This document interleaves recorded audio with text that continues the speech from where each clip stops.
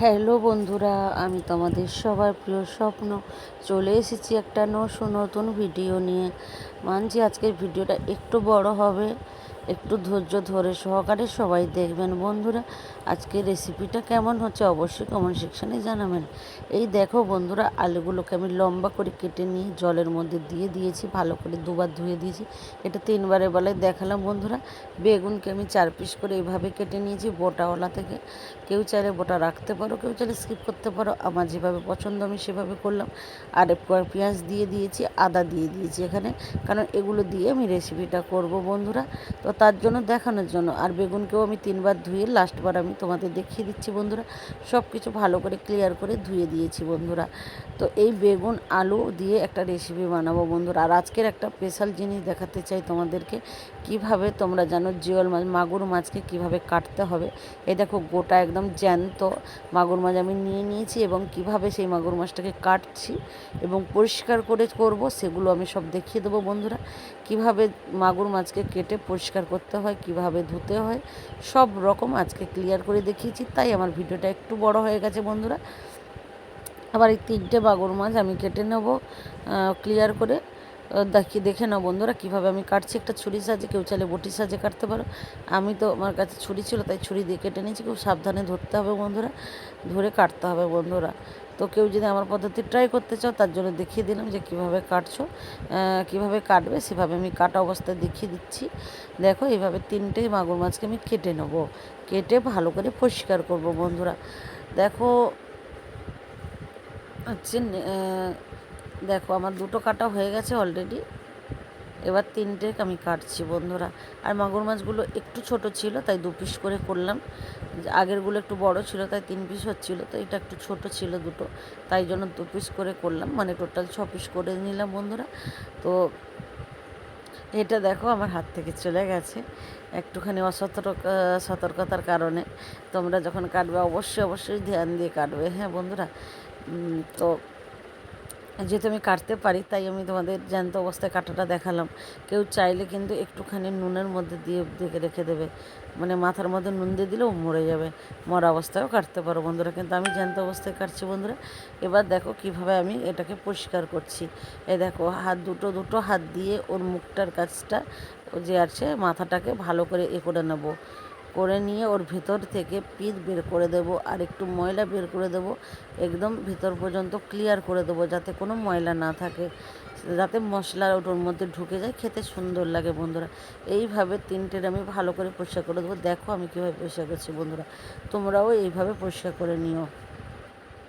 এই দেখো ভেতর থেকে আমি সব ক্লিয়ার করে বের করে দিচ্ছি এবং নিচ পর্যন্ত দেখে নিচ্ছি যে এটা কী আছে। আর এই মাগুর মাছের সেরকম কোনো ময়লা থাকে না বন্ধুরা। তো যাই হোক, যেহেতু ওটা পাঁকে থাকে তো সেরকম কোনো ময়লা থাকে না। তো তবুও ভালো করে সব জিনিসটা খাওয়ার আগে একটু নিট অ্যান্ড ক্লিন করে নেওয়াটা খুব জরুরি, এবং সব জিনিসটা ভালো করে দেখে নেওয়া খুব জরুরি। তো এইভাবে আমার একটা হয়ে গেছে, আরও 2টো আছে। তো এইভাবে আমি করে নেবো। দেখো বন্ধুরা, দেখো এইভাবেই মুখটা ধরেছি, ধরে আস্তে করে মাঝখানটা ফাঁক করে দিয়েছি, দিয়ে ওখান থেকে আমি ময়লাগুলো বের করে দিয়েছি। আর হচ্ছে এখানে মশলা যাতে ঢুকে যায় তার জন্য এটা করে দিয়েছি, যাতে সুন্দরভাবে মশলাগুলো ঢুকতে পারে যখন আমি তরকারি রান্না করব বন্ধুরা। তো দেখো এইভাবে আরেকটা হয়ে গেল আমার। দেখো তোমরা নিশ্চয়ই দেখতে পেয়েছো যে কিভাবে আমি করেছি, তোমরা ওইভাবে করবে। এটা লাস্ট, এটাকেও আমি করে নেবো এভাবে। দেখো এটা এভাবে ট্যাংরা মাছকেও এভাবে তোমরা করবে, যদি ট্যাংরা মাছ কখনও রান্না করো সে মাছটাও এভাবে সেম প্রসেসিংয়ে হয় এটা। তো এই দেখো এটাতে পরিষ্কার বোঝা যাচ্ছে পিঁপড়া, অন্যগুলোতে বোঝা যাচ্ছিল না। এই দেখো পিঁপড়া দেখতে পাচ্ছ বন্ধুরা, এই দেখো এই পিঁপড়া বের করতে হবে, না হলে তেতো লাগতে পারে। অনেক সময় লাগে না, অনেক সময় লাগে। তাই খাওয়ার সময় কোনো জিনিস যদি সুন্দর না থাকে তাহলে ভালো লাগে না। তেতো জিনিস তো আমরা খাই, তবে তেতোর সঙ্গে যেটা যায় সেটা, কিন্তু যেটা তেতো যাওয়ার কথা না সেটাও তেতো খাওয়া যায় না বন্ধুরা। তো যাই হোক, আমার তো এটা হয়েছে, এবার ভালো করে আমি এটাকে ধুয়ে নেবো বন্ধুরা। আর দেখো আমি কিভাবে মাছটা ধুচ্ছি সেটাও তোমরা দেখে নিও বন্ধুরা। তো হচ্ছে এবার আমি জল নেব, জল নিয়ে জলের মধ্যে মাছগুলোকে চুবিয়ে কিছুক্ষণ আমি রেখে দেবো, দিয়ে ভালো করে পরিষ্কার করব বন্ধুরা। কারণ মাছ ভালো করে না ধুলে আষ্টে গন্ধ থাকে, যদিও জিওল মাছগুলো সেভাবে আষ্টে গন্ধ থাকে না। তবুও ভালো করে ধুয়ে নেওয়াটা খুব জরুরি। কোনো জিনিস খাওয়ার আগে পরিষ্কার করে ধোয়া উচিত। তো দেখো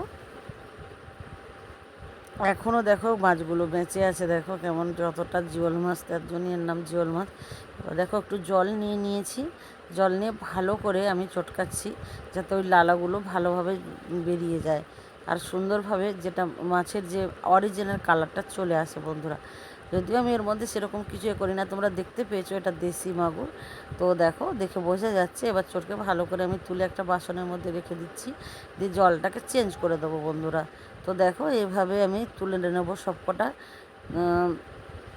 এক এক করে ভালো করে, ওর যাতে ওর সে যে ল্যালে ভাবটা না থাকে তার জন্য বন্ধুরা। আর তো দেখো, তো এবার দেখো আবার জল, নতুন করে জল নিয়ে নিয়েছি আমি, জলের মধ্যে আবার আমি দিয়ে দিয়েছি বন্ধুরা। তো এইভাবে দুবার চেঞ্জ করলাম জলটাকে। তারপরে দেখো বন্ধুরা, একদম ল্যালে ভাবটা চলে যাওয়ার জন্য একটু নুন দিয়ে দেবে বন্ধুরা। নুনটা দিয়ে ভালো করে 5-10 মিনিট ওটাকে ভালো করে মাখাতে থাকবে। মাখালে ওর মধ্যে থেকে যে লালা ভাবটা থাকে একদম চলে যাবে বন্ধুরা।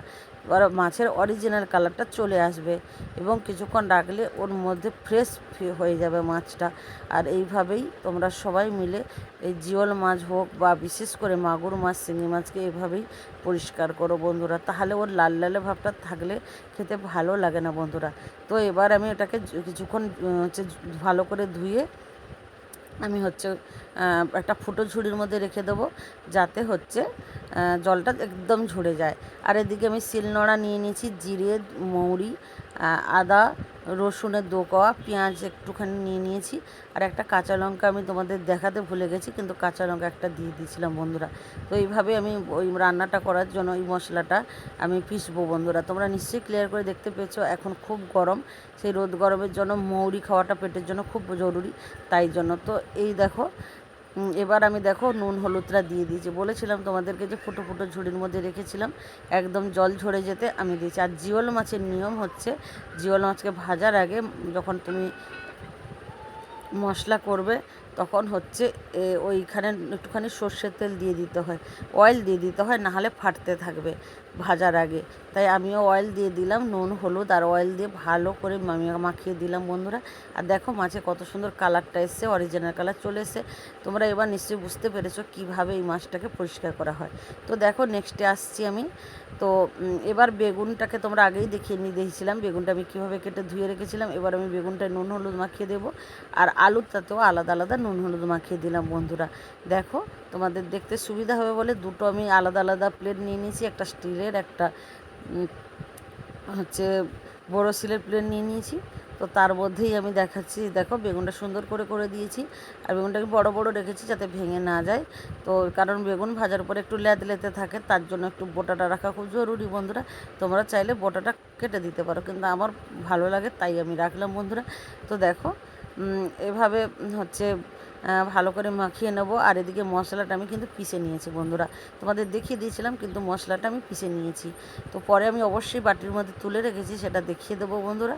তো দেখো আলু আর বেগুন আমার অলরেডি নুন হলুদ মাখানো হয়ে গেছে বন্ধুরা। এবার নেক্সট প্রসেসিংয়ে যাব। তো তার আগেই তোমাদেরকে বলেছিলাম যে মশলাটা আমার পেশা হয়ে গেছে, তো মশলাটা পিষেছি, আর তার সাথে আমি আলাদা করে 5 ফোড়ন বেটে নিয়েছি। তোমরা চাইলে 5 ফোড়ন দিতে পারো, না দিতে পারো, বাট 5 ফোড়ন দিলে ওই তরকারির একটা টেস্টি আলাদা আসে, আর খেতেও খুব সুন্দর লাগে বন্ধুরা। আর ওই গরমের জন্য, পেট পরিষ্কারের জন্য 5 ফোড়ন বাটাটা খুব জরুরি। তো দেখো আমি এবারে মাছগুলো দিয়ে দিয়েছিলাম কড়াইতে। এবার মাছগুলো দিয়ে আমি মাছগুলোকে ভালো করে ভেজে নিয়েছি বন্ধুরা, খুব ভালো করে লাল করে ভেজে নেবে। আর ওইটাতে একটুখানি তেল আমি অ্যাড করলাম বেগুন ভাজার জন্য। এবার এক একটা করে আমি বেগুনগুলো দিয়ে দিচ্ছি বন্ধুরা। দেখো এবার এক এক করে বেগুনটাকে দিয়ে দেবো, এবং প্রথমে আমি এদিক ওদিক করে ভাজবো বন্ধুরা। তো বেগুনটা যখন আমার লাল লাল করে ভাজা হয়ে যাবে এবং হচ্ছে একটু নরম হয়ে যাবে, তখন আমি তুলে নেবো বন্ধুরা। তো এখন এটাকে দিয়ে আমি একটু কিছুক্ষণের জন্য ঢাকা না দিয়ে রাখবো। আর দেখো কতটা কম অয়েলে করছি, বেগুন আছে বলেই একটু অয়েল অ্যাড করলাম, নাহলে কিন্তু অ্যাড করতাম না। তো আমার বেগুনটা যখন ভাজা ভাজা হয়ে গেছে, এবার বেগুনটা আমি তুলে নিয়েছি। এবার আমি আলুটাকে ভাজবো বন্ধুরা। দেখো আলুটাকে দিয়ে দিচ্ছি ওই তেলেই, আমি আর অন্য কোনো এক্সট্রা তেল অ্যাড করিনি। আর কিছু কিছু আমি কেটে দিয়েছি, কারণ ভিডিওটা অনেকটাই বড় হচ্ছিল বন্ধুরা, তোমাদের দেখানোর জন্য। আর বোঝানোর জন্য আমি মুখে বলে দিচ্ছি। তো আলুটাও আমার ভাজা ভাজা হয়ে গেছে, ওই তেলেই আমি আলুটা ভেজেছি। আর আগেই তোমাদের বলেছিলাম যে নুন হলুদ আমার মাখানো ছিল, তো ওই এক এক করে আমার ভাজা হয়ে গেছিলো। এবার আলুগুলোকে আমি তুলে রেখেছি প্লেটে, যেখানে মাছ রেখেছি সেখানে বেগুন, সেখানে আলুটাকে আমি তুলে দিয়েছি। তো এবার একটুখানি তেল আমাকে অ্যাড করতে হবে, কারণ একদম শুকানো হয়ে গেছে। তো এবার আমি দেখো একদমই অল্প তেলও অ্যাড করেছি, কেউ চাইলে নাও দিতে পারো, কিন্তু একটুখানি যেহেতু আমি ফোড়নটাকে ভাজবো আর মশলাটাকে কষবো, তার জন্য আমি একটুখানি জাস্ট অয়েল দিলাম। তো সেই জন্য এই অয়েলটা দেওয়া খুব জরুরি ছিল, তার জন্য। এবার দেখো আমি পাঁচফোড়নটা দিয়ে দিলাম, আর পাঁচফোড়নটাকে একটুখানি ভাজবো, যখন খুব সুন্দর একটা গন্ধ বেরোবে।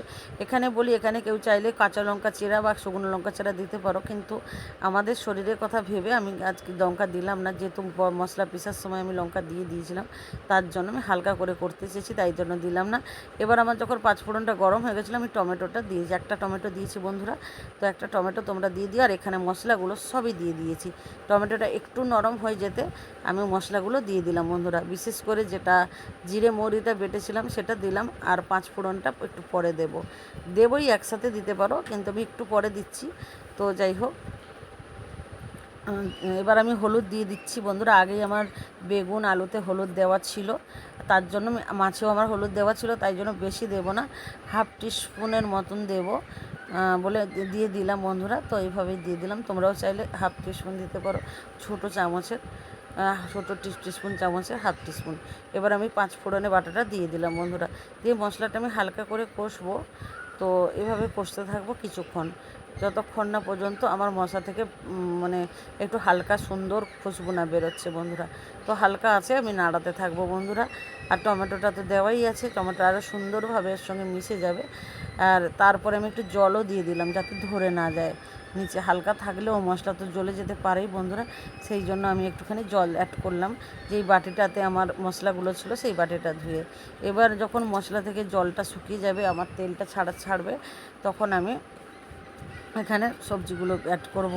তার আগে মশলাটা থেকে তেল ছাড়াটা খুব জরুরি, তো ততক্ষণ পর্যন্ত আমি এটাকে পাকাতে থাকবো, যতক্ষণ না পর্যন্ত হয়েছে। এবার আমি নুনটা অ্যাড করলাম, নুনটা সবাই দেখে অ্যাড করো, কারণ নুনটা আমি অলরেডি সব জায়গাতে দেওয়া আছে, সেইভাবে হিসেবে স্বাদ অনুসারে নুন দিও, ঠিক আছে। আমি এখানে 1 টিস্পুনের মতো, ছোটো টিস্পুনে 1 টিস্পুন দিয়েছি নুন, ঠিক আছে। হলুদ আমি হাফ দিয়েছিলাম, আর নুন আমি দিয়েছি 1 টিস্পুন। তো যাই হোক, এভাবে আমি দিয়েছি, দিয়ে দেখো আমার একদম মশলাটা শুকনো হয়ে গেছে।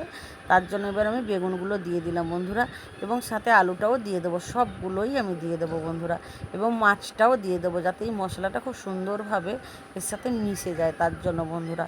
তো আমি সবগুলো দিয়ে দিচ্ছি। এবার হালকা আছে, মাছগুলো ভেঙে যেতে না যায়, ধ্যান সে হালকা আছে, সব মশলাগুলো ধীরে ধীরে করে হচ্ছে ওর সঙ্গে মাখিয়ে কিছুক্ষণ কষিয়ে নেবে বন্ধুরা। তারপরে একটু জল দিয়ে দেবে বন্ধুরা, যেহেতু আমি মশলা পিষেছিলাম, মশলা দেওয়ার জল ছিলই আমার কাছে, তো ওইটা ওয়েস্ট না করে ওই জলটা আমি দিয়ে দিয়েছি বন্ধুরা। আর তার সাথে আমি গাঁদাল পাতা দিয়েছি, কেউ চাইলে ধনে পাতাও দিতে পারো, পেটের জন্য এই গরমকালে বিশেষ করে পেটে যাতে পরিষ্কার থাকে, তার জন্য গাঁদাল পাতা দেওয়া খুব জরুরি। গাঁদাল পাতাটা স্কিপ করে দিতেই পারো, কেউ তার ভালো না লাগলে স্কিপ করে দিতে পারো, কেউ চাইলে এখানে পার্সে পাতাও দিতে পারো, লেটুস পাতাও দিতে পারো, যেটা যার শ্যুট করবে সেভাবে। এভাবে দেখো মাছটা ফুটে গেছে আমার, এবার আমার রেডি টু সার্ভ হয়ে গেছে বন্ধুরা। তো দেখতে পেয়েছো তোমরা কতটা সুন্দরভাবে দেশি মাগুরের আলু বেগুন দিয়ে আমি পাতলা ঝোল বানালাম। আজকের মতো টাটা, বাই বাই, সবাই ভালো থেকো, সুস্থ থেকো।